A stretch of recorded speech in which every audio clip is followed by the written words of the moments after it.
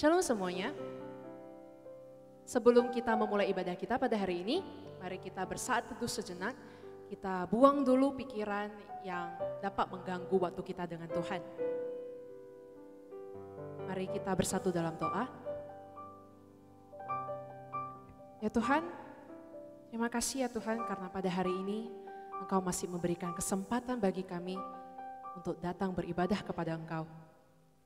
Ya Tuhan, walaupun kami pada saat ini hanya bisa beribadah secara online di rumah, tapi kami bersyukur ya Tuhan karena Engkau masih memberikan kesempatan, Engkau masih memberikan kesehatan bagi kami dan keluarga kami.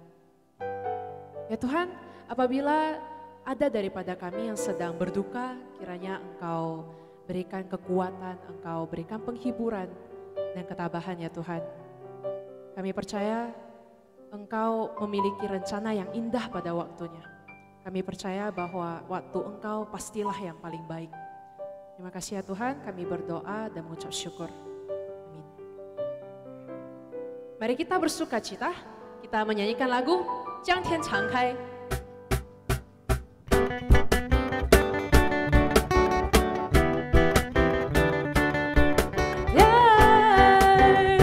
Kita angkat tangan kita tinggi-tinggi, kita memuji Tuhan.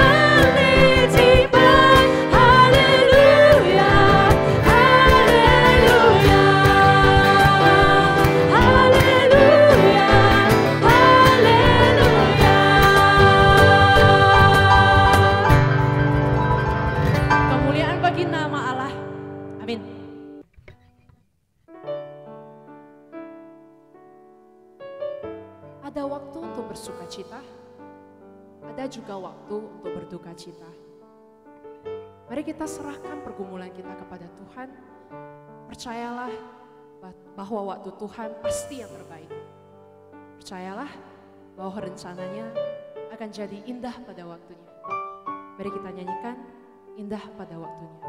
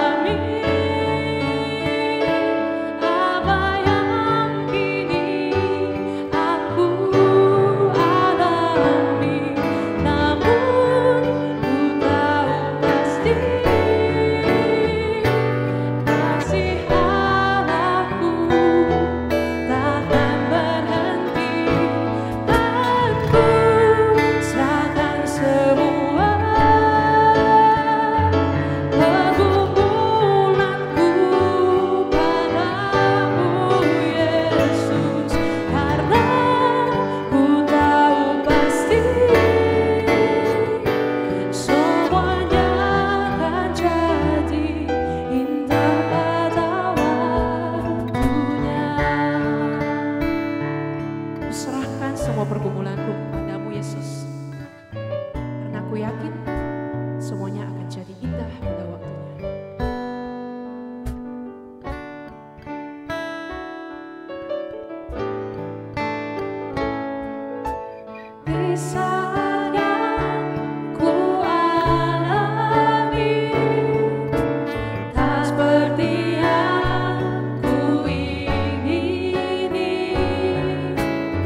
Saat tiada jawaban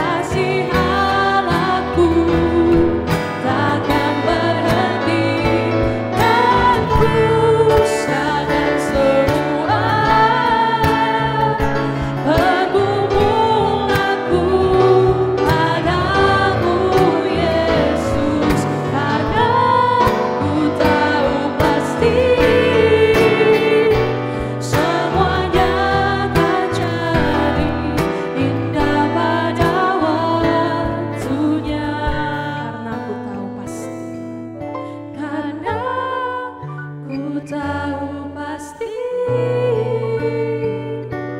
semuanya akan jadi indah pada waktunya.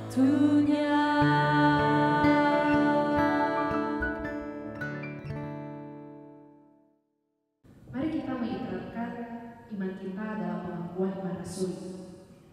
使徒信经，我信上帝全能的父，创造天地的主。我信我主耶稣基督，上帝的独生子，因圣灵感孕，由童真女玛利亚所生，在本丢彼拉多手下受难，被钉于十字架，受死埋葬，第3天从死人中复活，升天，坐在全能父上帝的右边。 将来必从那里降临，审判活人死人。我信圣灵，我信圣而公的教会，我信圣体相同，我信罪的赦免，我信圣体复活，我信永生。阿门。主祷文：我们在天上的父，愿人都尊父的名为圣，愿父的国降临，愿父的旨意行在地上，如同行在天上。 我们日用的饮食，今日赐给我们，赦免我们的罪，如同我们赦免的罪我们的人，不叫我们遇见试探，拯救我们脱离凶恶。因为国度、权柄、荣耀，全是父的，直到永远。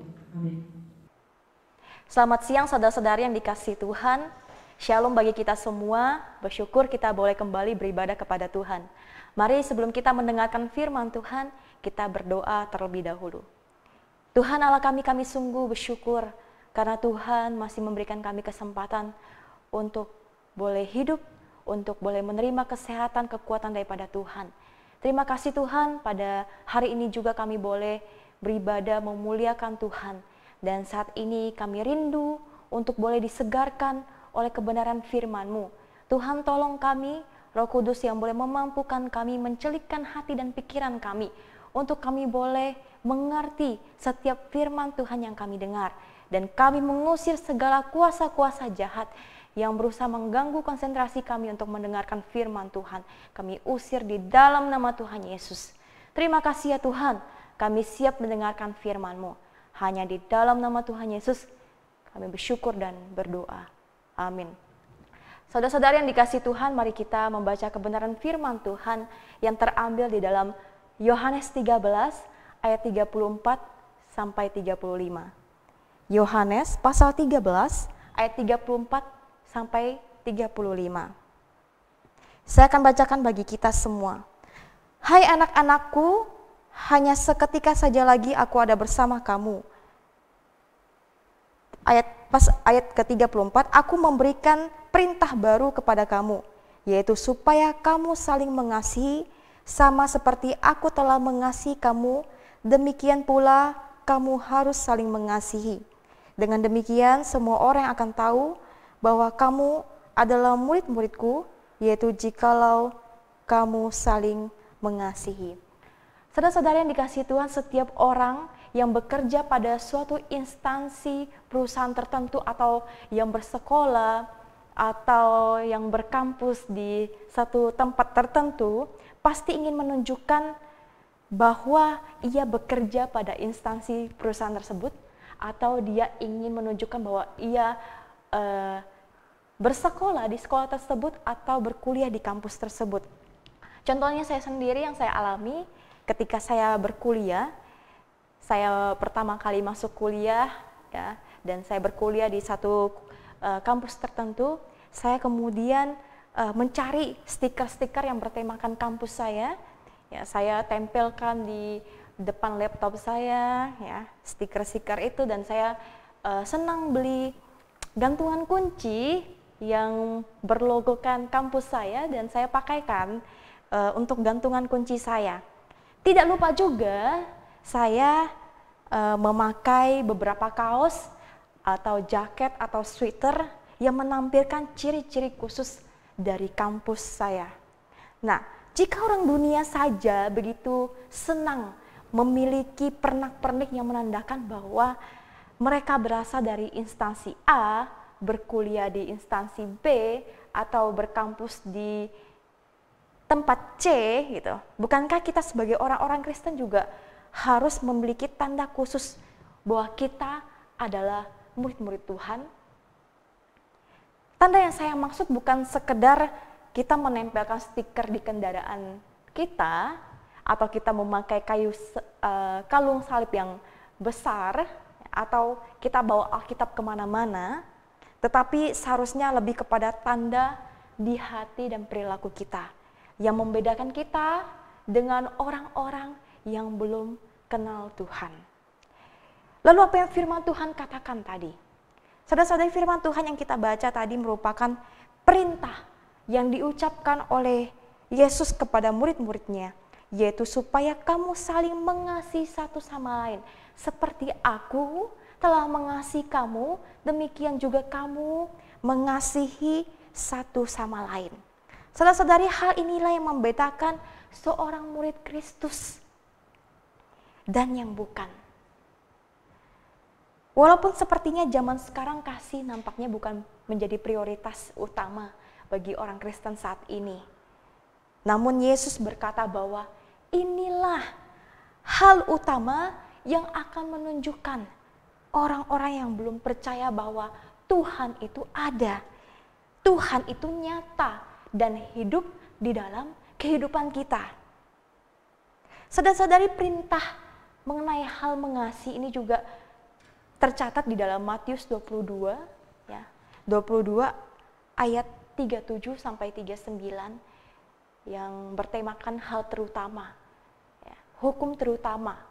Hukum yang pertama, kasihilah Allahmu dengan segenap jiwamu, dengan segenap pikiranmu, dengan segenap hatimu. Itu perintah yang pertama.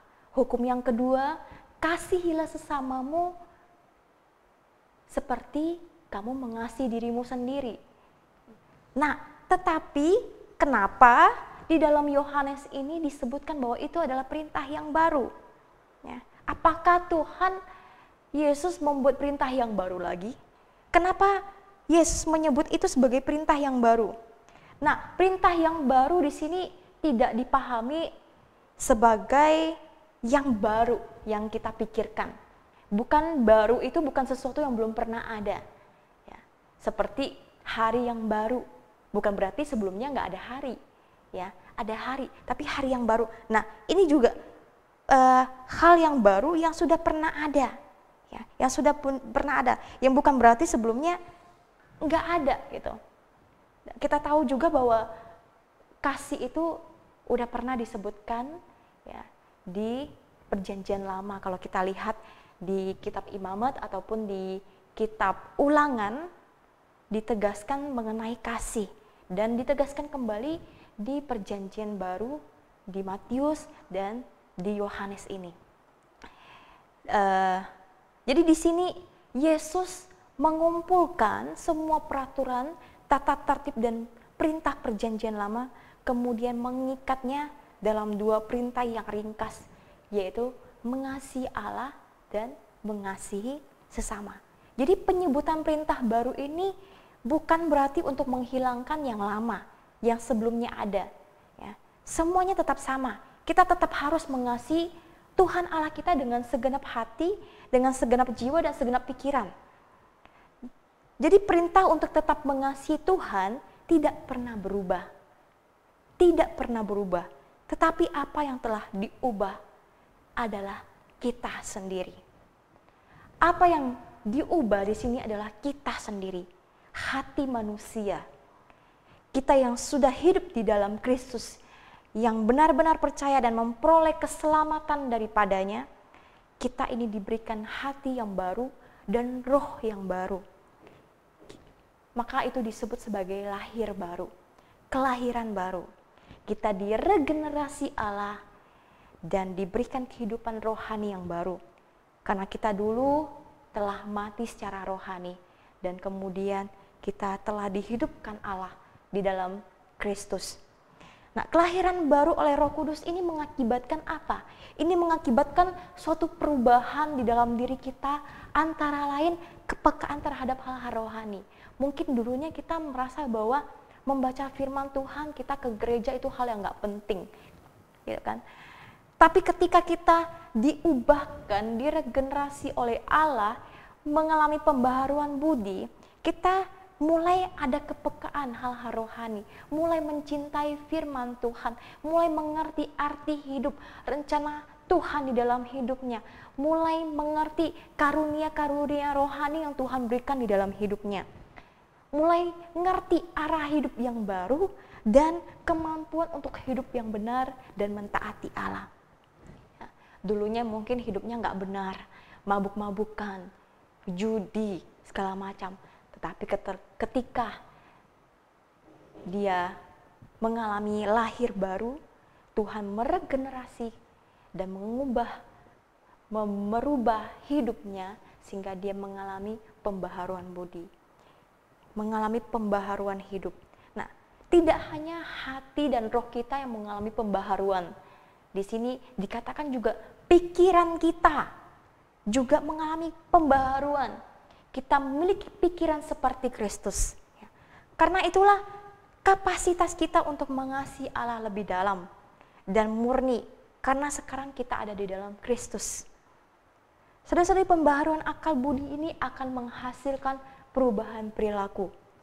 Perubahan perilaku ini teraktualisasikan, ya, nyata di dalam hidup kita, melalui sikap kita, melalui tindakan dan perbuatan kita, karena kita telah mengalami pembaharuan. Sementara perintah yang pertama untuk mengasihi Allah dengan segenap hati, jiwa, dan pikiran tidak berubah, tidak demikian dengan perintah yang kedua.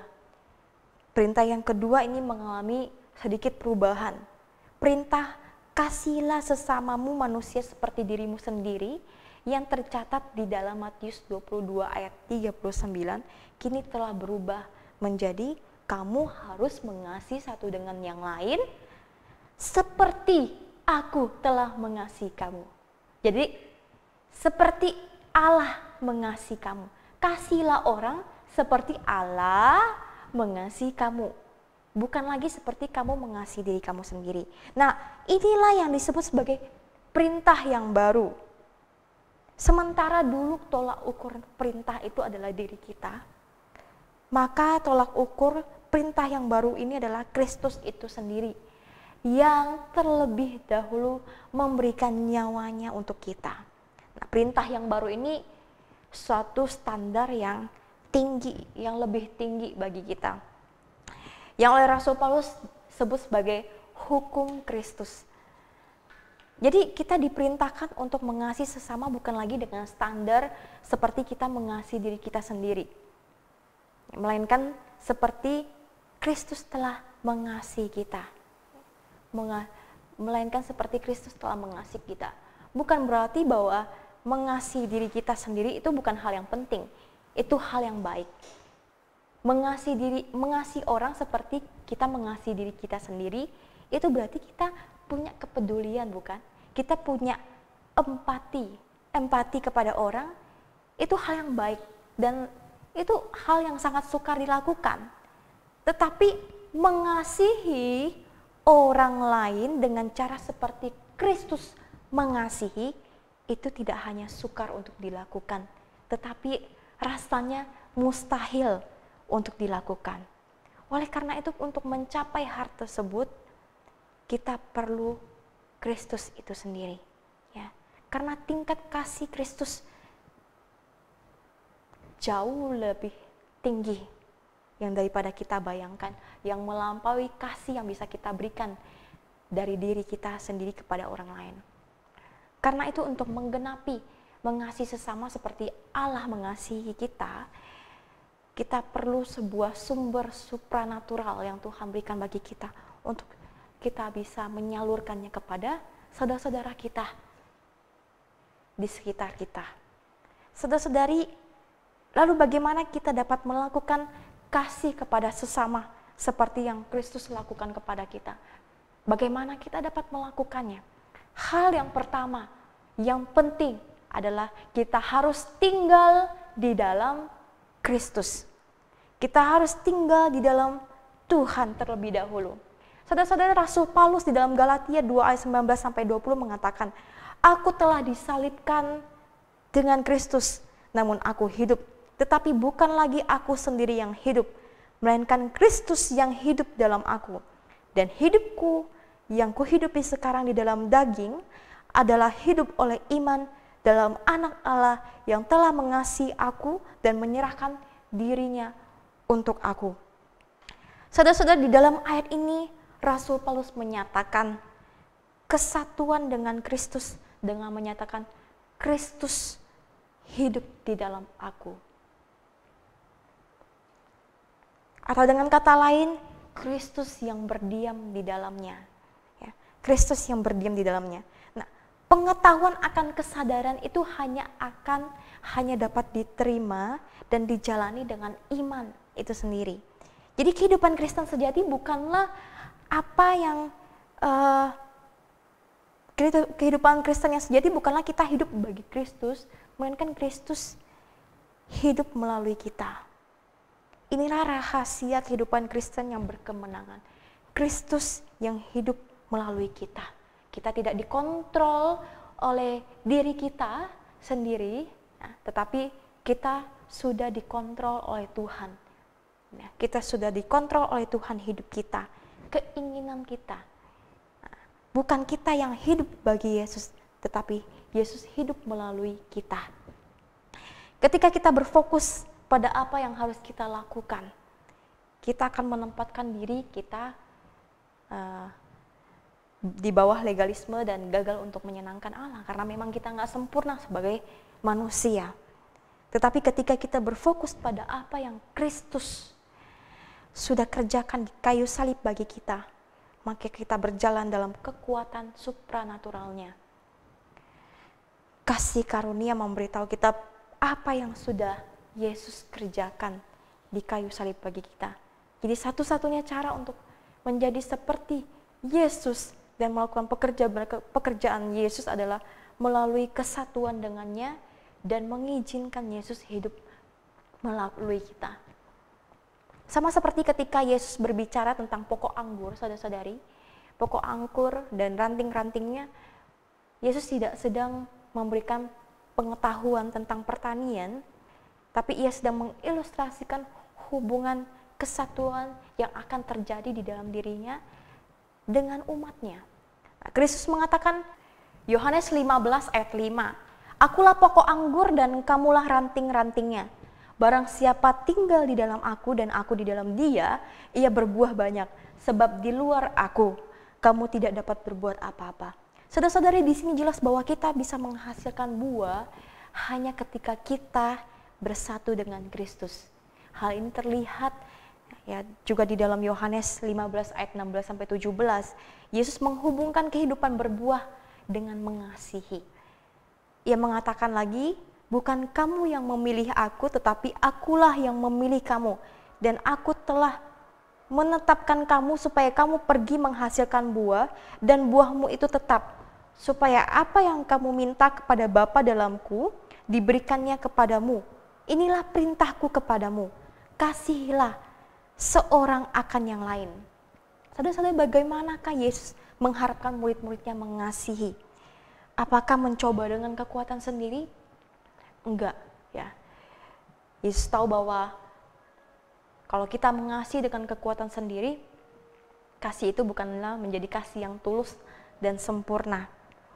Tapi ia memerintahkan mereka untuk melakukan apa yang mungkin dilakukan melalui kesatuan supranatural yang menjadi milik mereka di dalam Kristus.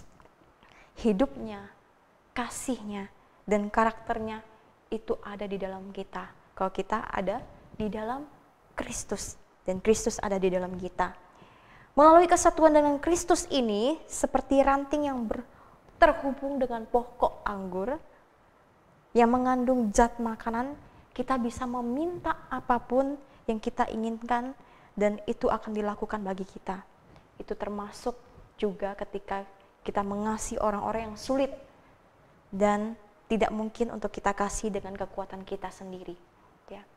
Jadi ketika kita merasa sulit untuk mengasihi, terutama kepada orang yang berbuat jahat kepada kita, kepada musuh, atau orang-orang terdekat kita, Allah dengan kekuatan supranaturalnya, jika kita benar-benar hidup di dalamnya, dan Kristus hidup melalui kita, maka kita dimampukan untuk dapat mengasihi dan mengampuni musuh kita, orang-orang yang sulit kita ampuni. Saudara-saudari, yang kedua, kasih itu dipraktekkan, bukan cuma teori. Saudara-saudari, Yesus mengatakan, sama seperti aku telah mengasihi kamu. Bagi Tuhan Yesus, kasih memang tidak cukup hanya diajarkan atau hanya teori semata, atau hanya dijadikan simbol saja, atau slogan atau wacana semata. Tetapi itu harus melekat dan menjadi gaya hidup kita sebagai murid-muridnya. Lebih tepatnya lagi, itu sudah menjadi DNA kita sebagai murid Kristus, ya, DNA kita. Karena Allah itu Allah yang kasih. Jadi ketika kita menjadi anak-anaknya, maka DNA kasih itu juga akan masuk di dalam diri kita. Nah, itu akan menjadi gaya hidup kita, bahwa itu mencerminkan kita adalah anak-anak Tuhan. Untuk itu Yesus memberi pengajaran dan sekaligus teladan. Dia sendiri memberi teladan ketika ia memberikan perintah untuk mengasihi. Yesus telah mempraktekannya terlebih dahulu. Saudara-saudari, konteks ketika Yesus memberikan perintah yang baru ini, yaitu ketika Yesus menyatakan kasihnya kepada Yudas dan Petrus sebelum mereka mengkhianati Yesus. Yesus menyatakan kasihnya dengan menegur Yudas dan juga menegur Petrus akan perbuatannya. Saudara-saudari, itulah kasih yang Yesus berikan kepada murid-muridnya, salah satunya. Dan masih banyak lagi bentuk pelayanan Yesus di dalam dunia dan pengorbanannya di kayu salib yang menyatakan kasihnya yang begitu besar. Teladan kasih yang begitu besar yang dia nyatakan bagi kita. Maka tidaklah sulit bagi kita untuk kita mempraktekkan atau kita untuk membayangkan bagaimana sih Allah mengasihi, karena itu sudah dilakukan terlebih dahulu oleh Yesus Kristus Tuhan kita. Nah, Yesus tidak hanya pandai berteori, saudara-saudari, tentang kasih, tetapi hidupnya adalah teladan bagaimana mengasihi yang sesungguhnya. Dan mengasihi dengan yang sulit, bagaimana dia harus melewati salib di Bukit Golgota. Saudara-saudari, itu adalah bukti kasih yang tiada tara yang dia berikan bagi kita. Kasih harusnya menjadi DNA atau identitas orang percaya. Maka dengan demikian semua orang akan tahu bahwa kamu adalah murid-muridku, di dalam ayat 35. Yaitu jikalau kamu saling mengasihi. Dan akhirnya kasih adalah tanda pengenal atau identitas dari murid Kristus. Orang lain dapat mengenal kita sebagai murid Tuhan bukan karena model pakaian kita yang berbeda, bukan karena sekedar ibadah minggu yang setia kita hadiri, bukan hanya dari beberapa ayat Alkitab yang kita renungkan dan yang kita post di media sosial kita, di Instastory kita atau di Facebook kita, ya. Tetapi bukan juga jabatan yang kita sandang di dalam gereja, tetapi identitas seorang murid Kristus diukur dari bagaimana relasi yang penuh kasih mesra dengan Tuhan dan sesama. Saudara-saudari, Tuhan tidak meminta untuk membuat stiker, untuk memakai gantungan kunci pin atau apapun sebagai tanda bahwa kita adalah milik Tuhan. Saudara-saudari, memang sah-sah saja kita menempelkan stiker yang bernuansa Kristiani. Itu ya tidak dilarang ya. Tetapi akan menjadi bumerang jika kita hanya menempel atau kita hanya sekedar memakai kalung salib, tetapi kelakuan kita justru tidak menunjukkan bahwa ada kasih Kristus di dalamnya. Jika demikian, maka kehidupan rohani kita ya hanyalah slogan, hanya wacana semata, tanpa kasih di dalamnya, kosong. Saudara-saudari, Rasul Paulus pun mengatakan bahwa jika dirinya melayani begitu hebat, tetapi jika tidak ada kasih di dalamnya, maka semuanya itu akan menjadi sia-sia. Semua akan menjadi sia-sia tanpa kasih di dalamnya. Saudara-saudari, ada seorang anak lelaki yang kurus. Dia berjalan sambil menggendong adiknya yang lumpuh di punggungnya. Ada seorang yang melihat dan berkomentar prihatin kepadanya. Kasihan kau nak, bebanmu pasti berat.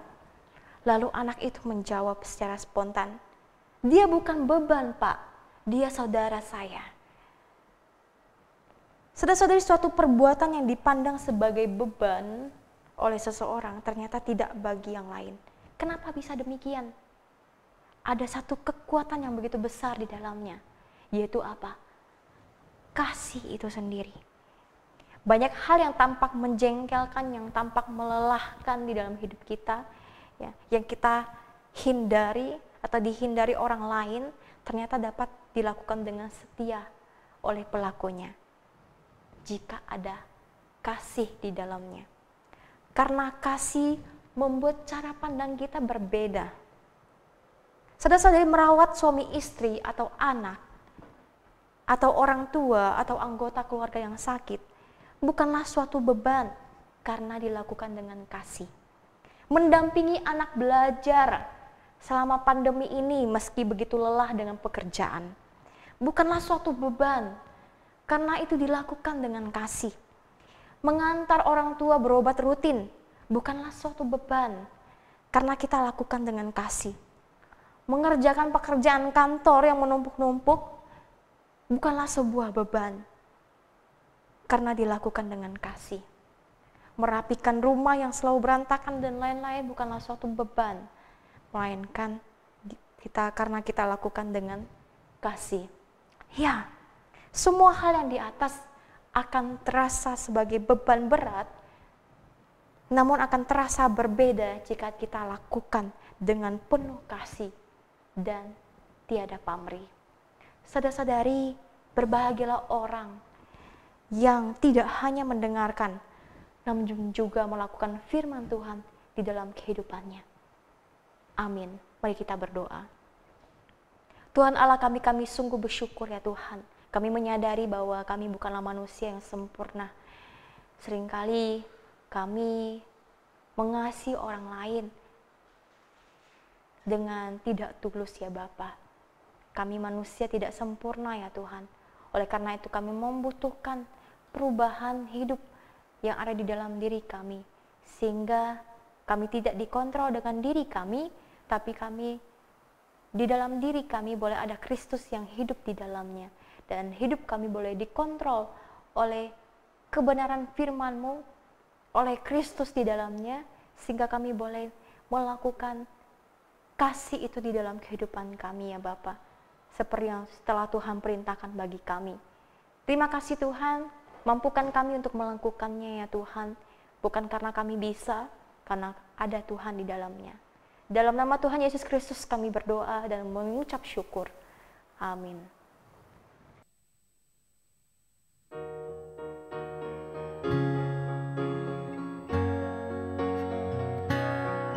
I am chosen, not forsaken. I am who you say I am. You are for me, not against me. I am who you say I am. I am chosen, not forsaken. I am who you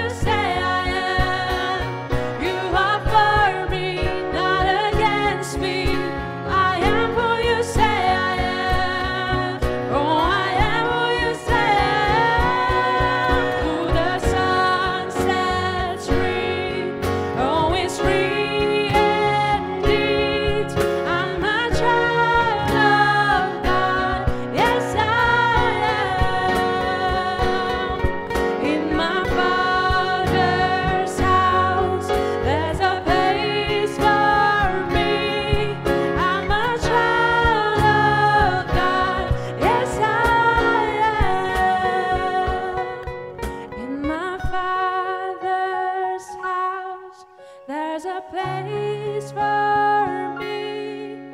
I'm a child